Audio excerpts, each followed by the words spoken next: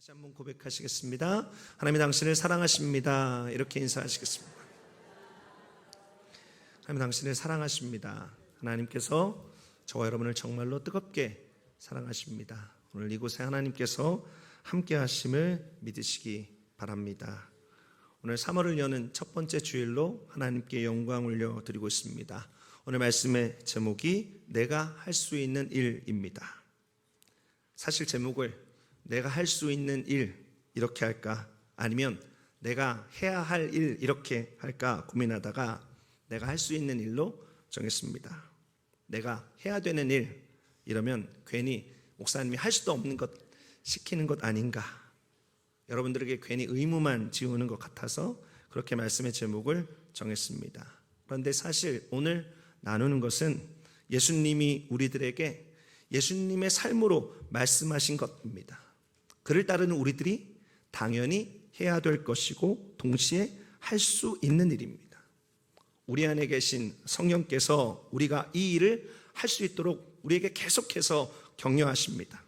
오늘 함께 말씀을 나누면서 하나님께서 우리들에게 원하시는 이 일을 기쁨으로 감당할 수 있기를 예수님의 이름으로 축원드립니다.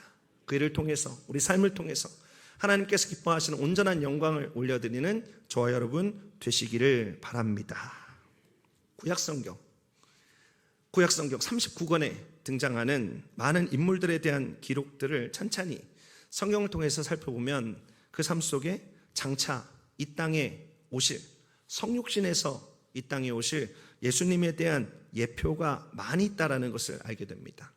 특별히 오늘 우리 말씀 가운데 읽은 가운데 등장했던 요셉은 예수님과 비슷한 부분들이 참 많이 있습니다. 요셉은 자신의 형제들에게 팔리게 되었죠. 예수님도 형제와 같이 지내던 제자, 특별히 가룟 유다에게 팔리게 되었습니다. 요셉이 은 20에 팔렸는데요, 예수님은 은 30에 팔렸습니다. 요셉이 30세에 총리가 되었죠. 예수님도 30세에 공생애를 시작했습니다. 요셉은 아무 죄 없이 지하 감옥에 갇혔다가 나와서 애굽의 총리가 되었고, 예수님도 아무 죄 없이 십자가에 달리셨다가 부활하셔서 온 우주와 만물을 다스리시는 만왕의 왕, 만주의 주가 되셨습니다. 이렇게 외적 모습과 행적이 요셉과 예수님이 참 비슷합니다. 그래서 요셉이 장차 오실 예수님을 예표하는 구약의 한 사람의 인물로 자주 등장하곤 합니다. 그리고 오늘 본문에서도 그렇게 예수님을 생각나게 하는 부분들이 참 많이 있습니다. 15절부터 다시 한번 보시죠. 창세기 50장 15절인데요. 요셉의 형제들이 그들의 아버지가 죽었음을 보고 말하되 요셉이 혹시 우리를 미워하여 우리가 그에게 행한 모든 악을 다 갚지나 아니할까 하고. 여러분, 앞서 말씀드렸던 대로 요셉은 17세 청소년기에 형들에 의해서 애굽의 노예로 팔려가게 되었습니다. 말이 좋아서 팔려갔다라는 표현을 쓴 것이지, 성경을 보면 형들이 사실 처음에는 이 요셉을 죽이려고 했습니다. 아무리 이복동생이지만 같은 아버지를 둔 형제로서 인간이라면 도저히 하지 못할 악행을 요셉에게 저지른 것이죠. 그리고 어떤 입장에서 애굽의 노예로 판다라고 하는 것은 죽이는 것보다 더 끔찍한 일입니다. 한 사람의 인생을 완전히 밟아놓는 일이기 때문이죠. 이렇게 요셉의 형들이 과거에 한 짓이 있으니 아버지 야곱이 죽고 나자 형들은 이제 완전 난리가 났습니다. 우리말 성경에는 모든 악을 다 갚지나 아니할까? 이렇게 의문문으로 써 있지만 사실은 요셉의 형들이 요셉이 우리에게 반드시 보복할 것이다, 여러분, 이렇게 번역하는 것이 사실 맞는 번역입니다. 요셉의 형들은 요셉이 자신들에게 반드시 보복할 것이라고 생각했습니다. 이렇게 형들은 이제 애굽 땅의 막강한 권력자가 된 요셉이 보복할 것을 두려워해서 그 앞에 나가지도 못하고 사람을 보냅니다. 사람을 보내서 자신의 의견들을 전달하죠. 창세기 50장 16절 17절 말씀, 이어지는 말씀 보시면 요셉에게 말을 전하여 이르되 당신의 아버지가 돌아가시기 전에 명령하여 이르시기를 너희는 이같이 요셉에게 이르라. 내 형들이 내게 악을 행하였을지라도 이제 바라건대 그들의 허물과 죄를 용서하라 하셨나니 당신의 아버지 하나님의 종들인 우리의 죄를 이제 용서하소서 하며 요셉이 그들이 그에게 하는 말을 들을 때에 울었더라. 여러분, 요셉의 형들은 자신의 아버지였던 야곱을 앞으로 내세웁니다. 요셉이 사랑했던 아버지 야곱의 유언을 인용하면서 아버지도 요셉 당신에게 우리의 죄악을 용서하라 하셨고 우리도 용서를 구하니 이제 용서해 주십시오.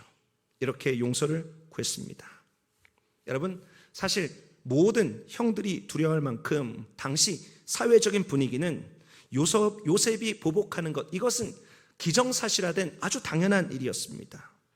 이것이 제가 보복이라는 말을 쓰고 있는데요, 사실 보복이라기보다는 죗값을 정당하게 치르는 공의를 세우는 것이었습니다. 하지만 이와 같은 형들의 소리를 들었던 요셉은 어떻게 했습니까? 여러분, 17절 말씀의 끝을 보시면 요셉이 그들이 그에게 하는 말을 들을 때에 울었더라, 이렇게 되어 있습니다. 여러분, 요셉은 웃기는 소리, 이제 와서 용서해달라고 이렇게 코웃음 치지 않았습니다.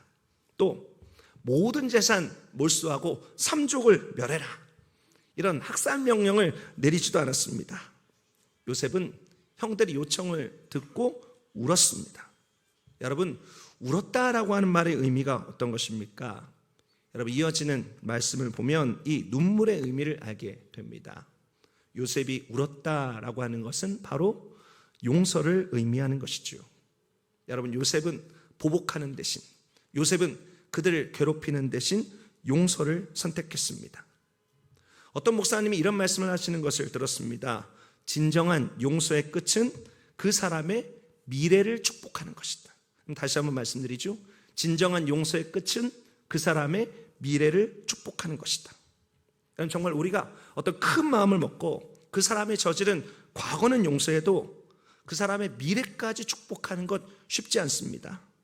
사실 과거를 용서하는 것도 대단한 일이죠.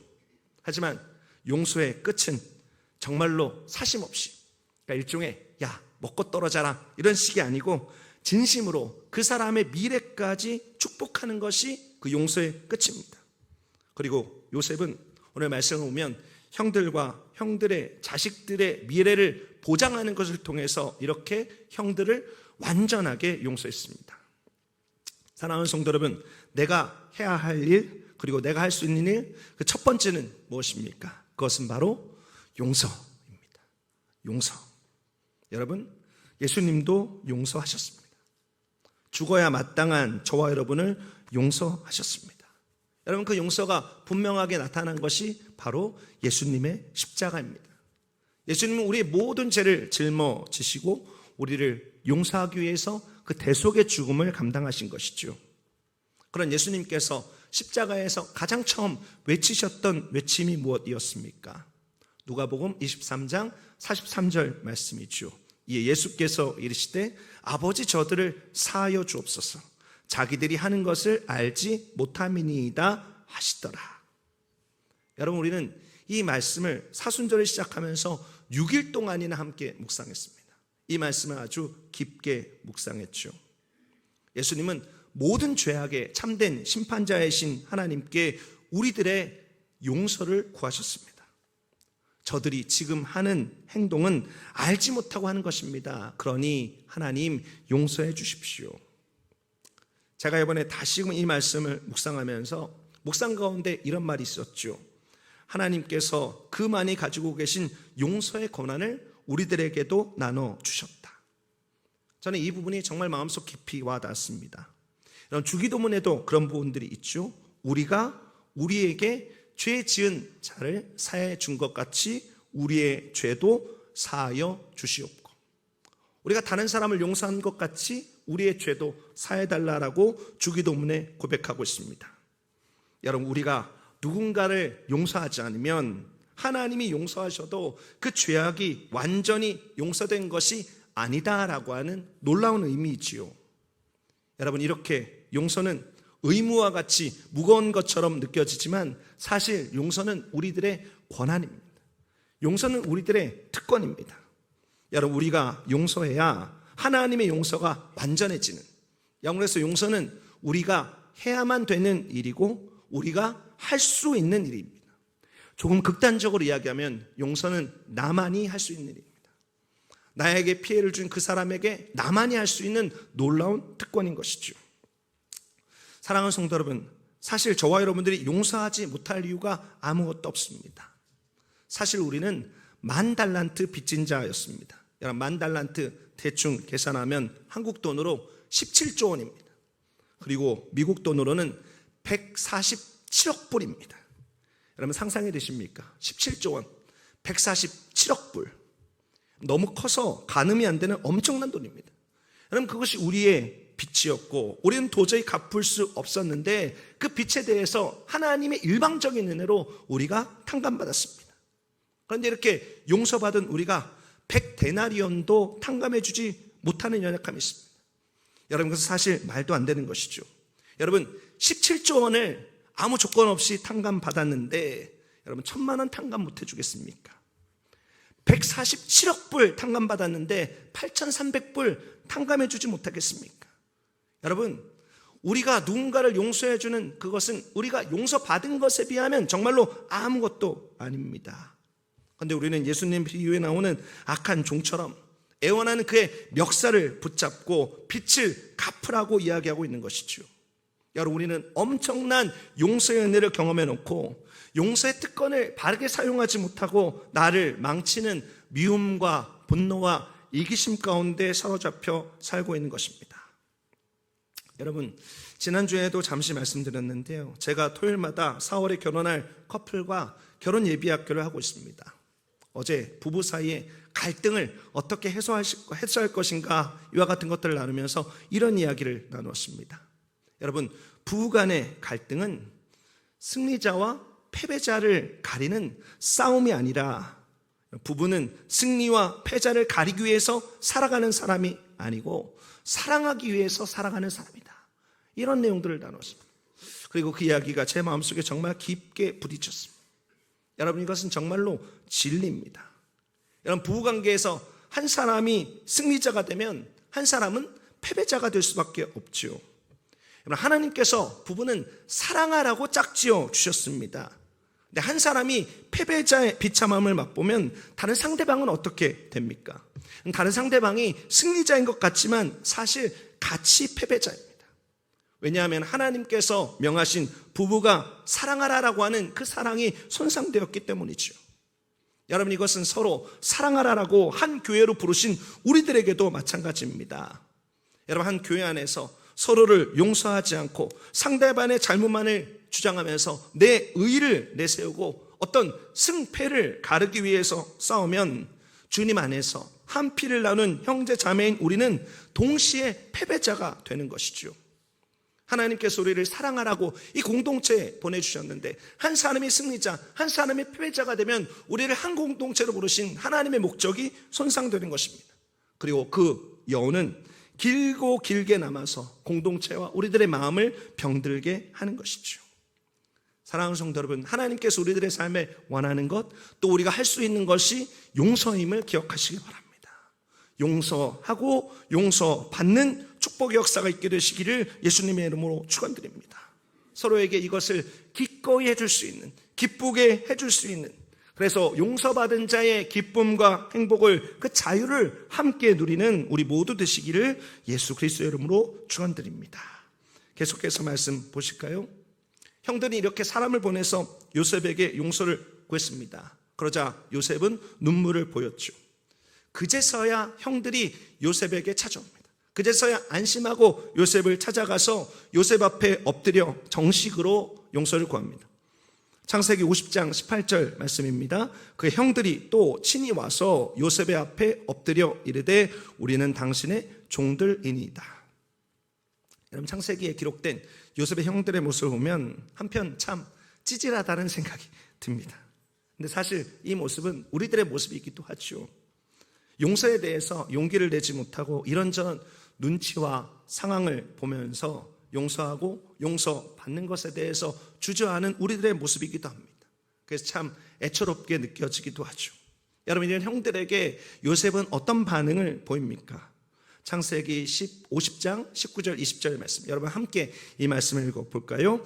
요셉이 그들에게 이르되 두려워하지 마소서, 내가 하나님을 대신하리이까. 당신들은 나를 해하려 하였으나 하나님은 그것을 선으로 바꾸사 오늘과 같이 많은 백성의 생명을 구원하게 하시려 하셨나니. 여러분, 이 요셉의 고백이 정말로 멋진 고백입니다. 정말로 전율이 느껴지는 고백입니다. 여러분, 요셉은 하나님의 섭리를 고백하고 있습니다. 형들이 비록 악한 마음으로 나를 죽이고 내 삶을 짓밟으려 했지만 하나님은 그것을 선으로 바꾸셔서 기근으로 죽을 수밖에 없었던 많은 백성의 생명을 구원했습니다. 여러분, 이것이 요셉의 고백이었습니다. 그리고 이 고백 안에는 하나님이 증조 할아버지 아브라함, 할아버지 이삭, 우리 아버지 야곱에게 이르는 놀라운 언약을 끊어지지 않게 나를 도구로 사용하셨습니다 라고 하는 고백도 감추어져 있는 것이죠. 여러분, 이 감동 어린 요셉의 고백을 요약하면, 요셉의 고백을 요약할 수 있는 선포가 19절에 나와 있습니다. 어떻게 되어져 있는가? 내가 하나님을 대신하리까. 내가 하나님을 대신하리까. 여러분, 한번 따라해 보시겠습니다. 내가 하나님을 대신하리까. 내가 하나님을 대신하리까. 여러분, 정말로 이 고백은 어메이징한 고백입니다. 이 고백은 하나님이 이 땅 그리고 모든 사람들의 통치자임을 인정하는 그 놀라운 섭리를 깨달은 사람의 고백이죠. 하나님이 그 마음속에 계신 하나님의 참된 종, 하나님의 백성의 고백입니다. 내가 하나님을 대신하리까.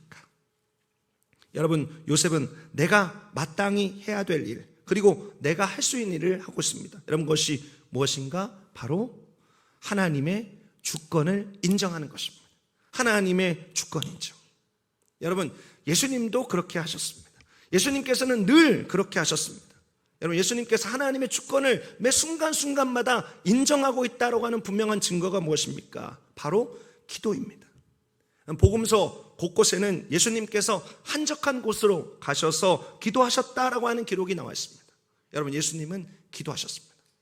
예수님은 아버지 하나님과 그 어떤 존재보다 깊고 친밀한 관계였음에도 불구하고 그 하나님의 뜻을 알고자, 하나님의 뜻에 순종하고자, 하나님의 주권을 계속해서 인정하면서 심지어 자신에게 열광하고 자신을 왕으로 삼으려는 사람들을 멀리하고 하나님께 매일매일 가까이 나아갔습니다. 여러분, 그 예수님의 주권을 인정하는, 아버지의 주권을 인정하는 정점이 무엇입니까? 저는 겟세마네 기도라고 생각합니다.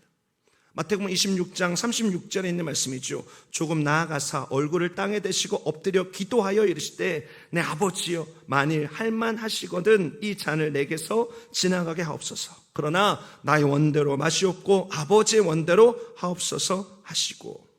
여러분, 예수님의 겟세마네 기도는 신성을 가진 예수님의 기도라기보다는 인성을 가진, 우리와 같이 몸을 가진, 육체의 몸을 가진 한 사람의 인간으로서의 기도였습니다. 여러분, 예수님도 십자가를 지는 그 같은 일들이 두려웠습니다. 십자가를 져야 되는 고통이 너무 컸습니다. 그래서 방금 읽었던 39절의 기도를 3번 드렸습니다. 여러분, 우리가 이 땅을 살아가면서 우리들에게도 많은 고통들이 찾아옵니다. 많은 사람들이 인생길을 고통이라고 비유하죠. 그리고 늘 교만이 올라오는 한 사람의 자연인으로서 그 고통 속에서 하나님의 주권을 인정한다라고 하는 것은 쉽지 않습니다. 내 삶 속에 계속해서 집요하게 고통이 찾아오고 고난이 찾아오면 그것이 하나님의 뜻이다라고 생각하기보다는 하나님께서 정말 계시기나 한 건가, 지금이라도 잘 판단해서 하나님이 아니라 내 의지대로 잘 살아야 되는 것이 아닌가라는 생각을 모든 사람들이 하게 됩니다. 여러분, 그래서 우리들에게 필요한 것이 무엇입니까? 바로 기도입니다. 하나님의 주권을 인정하는 기도를 쉬지 않아야 하는 것이죠. 여러분, 예수님도 한 사람의 인간으로서 하나님의 주권을 인정하기 위해서, 십자가를 향하신 하나님의 뜻을 받아들이기 위해서 몸부림치면서 기도하셨습니다. 땀방울이 핏방울이 되도록 몸부림치면서 하나님의 주권을 인정하는 기도를 드렸던 것이죠. 사랑하는 성도 여러분, 우리들에게도 이와 같은 거룩한 자아와 오늘 왜 이런지 모르겠습니다. 옛사람과 싸움이 필요합니다. 내 옛자아는 계속해서 내 자신의 보좌에 앉게 해서 교만의 자리로 나를 이끌어 가려고 하는 그와 같은 모습들이 있습니다. 여러분, 그렇게 예수님은 자신의 간절한 소원, 이 잔을 내게서 지나가게 하여 주옵소서, 이렇게 몸부림치면서 기도했습니다. 여러분, 3번 기도했다라고 하는 것은 완전히 자신의 마음을 쏟아 놓았다라고 하는 의미이지요.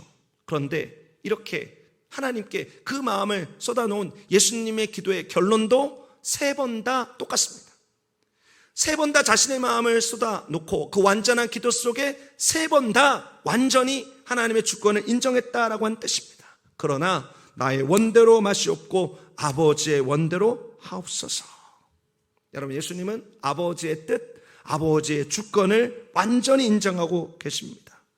예수님께서는 예수님이 하실 수 있는 일, 예수님께서 하셔야 되는 일들을 하셨습니다. 그렇게 예수님은 하나님의 주권을 인정하고 십자가를 지셨습니다. 여러분, 왜 우리들에게 하나님의 주권을 인정하는 것이 중요합니까? 여러분, 한국에 노크처치라는 교회가 있습니다. 많은 청년들이 모여서 공동체를 이룬 그와 같은 교회입니다. 그 교회에 담임하시는 목사님이 박찬열이라고 하는 목사님이신데요, 참 신실하고 열정적인 분이십니다. 그분이 얼마 전에 설교를 통해서 이런 얘기 하시더라고요. 제가 정확히는 옮겨지 못하지만 이런 내용입니다. 목사님이 이렇게 말씀하십니다. 농구 경기에 버저비터라는 것이 있습니다. 버저비터는 1초를 남겨놓고 1초 안의 시간을 남겨놓고 승패를 가르는 결정적인 슛이 바로 버저비터입니다. 그리고 그 중요한 순간에 모든 사람들은 손에 땀을 쥐고 흥분하면서 그 버저비터가 들어갈지 안 들어갈지를 바라봅니다. 그리고 사람들은 그것이 들어가면 모두 길길이 뛰면서 난리를 칩니다. 여러분, 왜 그렇게 흥분합니까? 사람들은 왜 버저비터에 흥분합니까? 그것이 들어가는지 안 들어가는지 모르기 때문입니다. 그게 들어갈지 안 들어갈지 모르니까 흥분하는 것이죠. 여러분, 1초 앞을 알 수 없기 때문에 흥분하는 것입니다. 그리고 그 결과에 카타르시스를 느끼게 되는 것이죠. 여러분, 결과를 다 알고 보면 어떻습니까? 버저비터건 아니면 결정적인 순간이건 그냥 마음 편안하게 늘어져서 볼 수 있습니다. 들어갔네, 안 들어갔네. 벌써 결과를 다 아니까 그렇게 흥분하지 않게 되는 것이죠. 목사님이 계속해서 이렇게 말씀하십니다. 그렇게 사람들은 알 수 없는 1초, 아니 0.1초에 흥분해 놓고 농구 경기장을 나오면서 내 인생을 내가 계획할 수 있고 내 인생을 내가 관리할 수 있다라는 말도 안 되는 소리를 하고 있습니다. 여러분, 정말로 그렇지 않습니까? 여러분, 0.1초 우리 앞에 아는 사람이 어디 있습니까? 버저비터를 보면서 그렇게 숨죽이고 그것이 들어갈지 안 들어갈지 몰라서 흥분해 놓고 나오면서는 내가 내 인생을 마음대로 주관할 수 있다고 생각하는 것이 우리들의 모습입니다. 내 앞에 생이 있는지 사가 있는지 알지 못하면서 어쩜 그렇게 자신감 있게 길을 걸어나가는지 모르겠다. 목사님이 이런 말씀을 하시더라고요. 하지만 안심하십시오. 하나님을 믿는 사람들에게 하나님께서 이렇게 말씀하십니다. 내가 너를 창조하였다. 내가 너와 함께한다. 내가 너를 인도한다. 내가 너를 굳세게 하리라. 여러분, 우리 하나님이 그런 하나님이시라는 것입니다. 어떻습니까? 저는 이 목사님의 외침이 너무 가슴 깊게 다가왔습니다. 왜 우리가 하나님의 주권을 인정해야 합니까? 왜 우리가 하나님의 자녀로서 할 수 있는 그 일을 지금 이 자리에서 왜 분명하게 해야 합니까? 여러분, 반복해서 말씀드리고 있지만 1초 후에 우리는 어떤 일들이 벌어지게 될지 아무도 알지 못하기 때문입니다. 여러분, 하나님의 주권을 인정하지 않고 내 소견에 오른 대로 살았다가 우리는 수없이 많은 실수와 실패를 이미 경험했습니다. 여러분, 그것이 우리들의 삶을 통해서 이미 증명되었습니다. 여러분, 그런 실수와 실패, 하나님께서 우리들의 삶에 개입하지 아니하셨으면 그 안에 합력하여 선을 이루는 결과는 결코 나타날 수 없습니다. 하나님께서 우리들의 삶에 비록 보이지 않아도 역사하셨기 때문에 지금까지 우리들의 길이 오늘날까지 이르게 된 것이죠. 우리를 붙드시고 인도하시는 하나님의 손길이 우리들의 삶에 없었다라면 우리는 영원히 실패하고 실수할 수밖에 없는 것입니다. 사랑하는 성도 여러분, 내 인생의 주인이 나라는 교만을 내려놓고 겸손히 나의 한계를 고백하는 저와 여러분 되시기를 예수님의 이름으로 축원드립니다. 하나님의 주권을 인정하십시오. 그것이 지금 우리가 해야 되는 일입니다. 그리고 지금 이 시간 우리가 입술을 열어서 할 수 있는 일입니다. 여러분, 그렇게 하나님의 주권을 인정하면 하나님의 나라가 내 마음속에 임하게 됩니다. 하나님께서 우리에게 주시는 의와 평강과 희락이 우리 가운데 충만해지게 되는 것이죠. 우리의 삶을 그렇게 은혜로 인도하시는 하나님께 나아가는 그 하나님의 손길을 경험하는 우리 모두 되시기를 예수 그리스도의 이름으로 축원드립니다. 마지막 한 절에 있는 말씀입니다. 창세기 50장 21절 말씀. 당신들은 두려워하지 마소서. 내가 당신들과 당신들의 자녀를 기르리이다 하고 그들을 간곡한 말로 위로하였더라. 여러분, 요셉은 당시 최강대국 애굽의 총리였습니다. 파라오 다음에 높은 관직에 있었습니다. 그리고 그 힘을 형들에게 두려움을 주는 것으로 남용하지 않았습니다. 동생이 보복할까 두려웠던 형들에게 두려워하지 말라라고 안심시키면서 형들과 형들의 자녀를 기르겠다라고 말합니다. 그리고 진심으로 형들을 위로합니다. 여러분, 21절에 기르리다라는 말이 있습니다. 이 기르리다라는 말은 우리가 마치 애완동물 기르듯이 먹을 것 주고 마실 것 준다라는 의미가 아닙니다. 그 이상입니다. 이 기르리다라는 말은 보호하겠다라는 말이고 극진히 섬기겠다라고 하는 말입니다. 바로 요셉은 형들에게 또 형들의 자녀들에게 섬김을 말하고 있죠. 여러분, 요셉은 자신이 가지고 있는 힘으로 군림하려고 하지 않습니다. 섬김을 약속하고 있습니다. 사랑하는 성도 여러분, 오늘 나누는 내가 할 수 있는 일 마지막 세 번째는 바로 이것입니다. 그것은 사랑의 섬김입니다. 예수님도 그렇게 하셨죠. 여러분, 예수님의 삶 자체가 겸손의 종, 섬김의 종의 모습이었습니다. 예수님께서는 잡히시기 전날 밤에도 선생님으로서 제자들의 발 하나하나를 씻어주셨습니다. 가장 낮은 자가 되셔서 섬기셨습니다. 또 뿐만 아니었죠.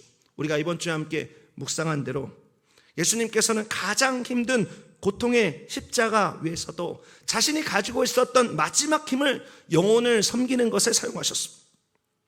누가복음 23장 42절 43절 말씀입니다. 이르시되 예수여 당신의 나라에 임하실 때에 나를 기억하소서 하니 예수께서 이르시되 내가 진실로 내게 이르노니 오늘 내가 나와 함께 낙원에 있으리라 하시니라. 여러분, 성경을 보면 예수님께서 겟세마네 동산에서 기도하시고 잡히셨는데 그때부터 이상하리만큼 침묵을 지키십니다. 빌라도의 질문에도 침묵, 대제사장과 사내들인 공회의 신문에도 침묵, 십자가에 못 박으라고 하는 성난 군중들에게도 침묵, 조롱하고 때리는 로마 병정들에게도 침묵. 이사야에 예언된 대로 마치 도수장에 끌려가는 어린 양같이 잠잠하셨습니다. 예수님께서 무죄하셨음에도 불구하고 아무 변호를 하지 않으셨습니다. 그런데 그렇게 침묵하시던 예수님께서 강도의 요청에는 모든 힘을 소진한 그 십자가 위에서조차 입을 열어서 대답하셨습니다.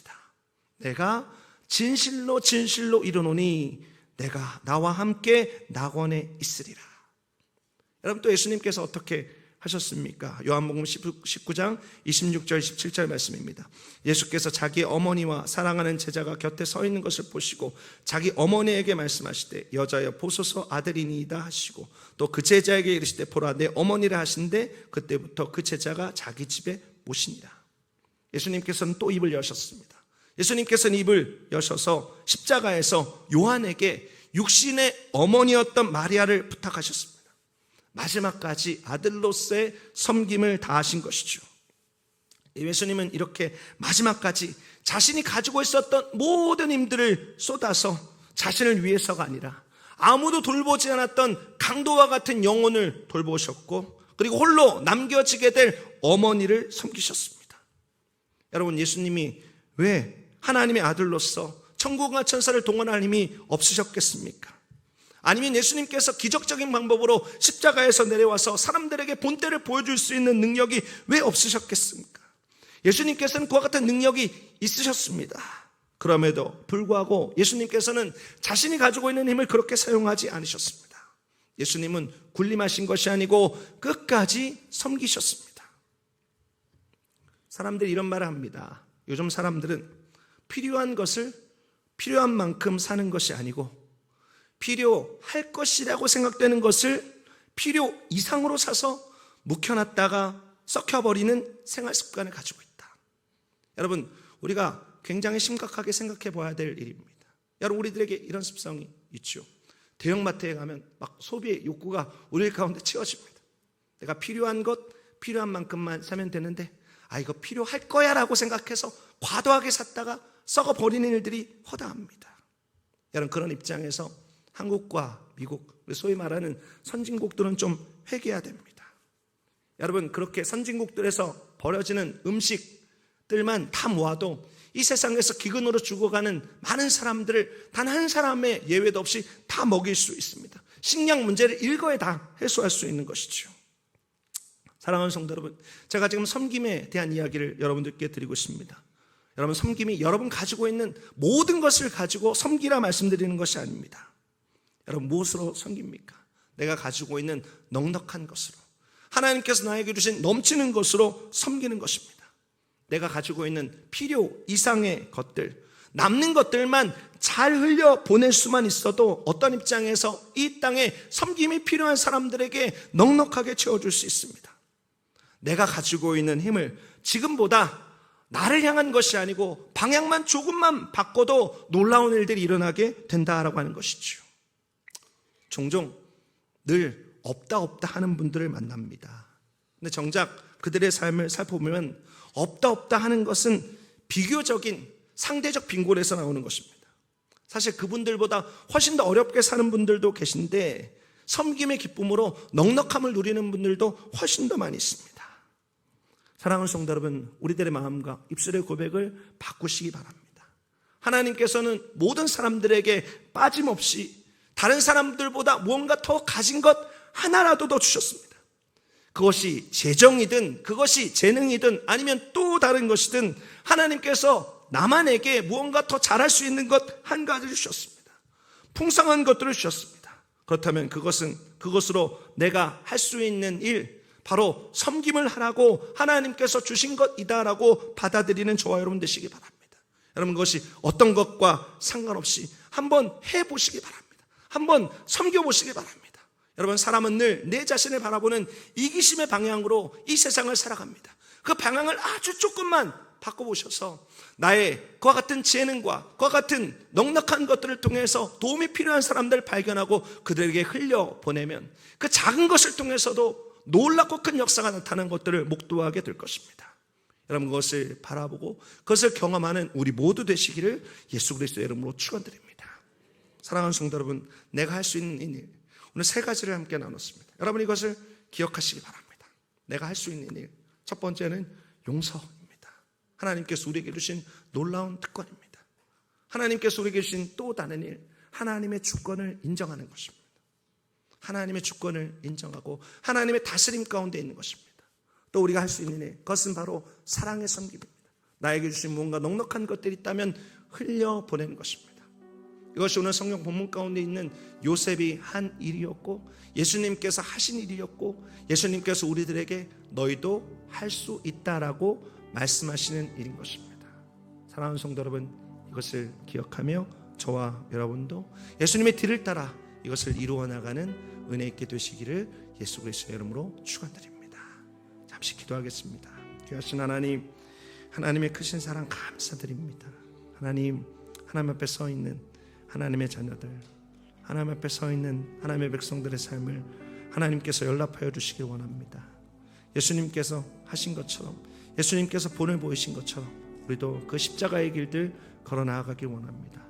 용서의 길, 끊임없이 하나님의 주권을 인정했던 그 길, 그리고 끊임없이 그 사랑의 섬김을 보이셨던 그 예수님의 길, 우리도 그 길을 따라가길 원합니다. 하나님께서 우리들에게 그와 같은 삶을 살아갈 수 있는 힘을 주시고 소망을 주시고 그렇게 살아갈 때 하나님께서 우리에게 주시는 더 크고 풍성한 것들 맛보할 수 있도록 주님 인도하여 주옵소서. 하나님의 사랑 감사드립니다. 존귀하신 예수 그리스도의 이름으로 기도드립니다.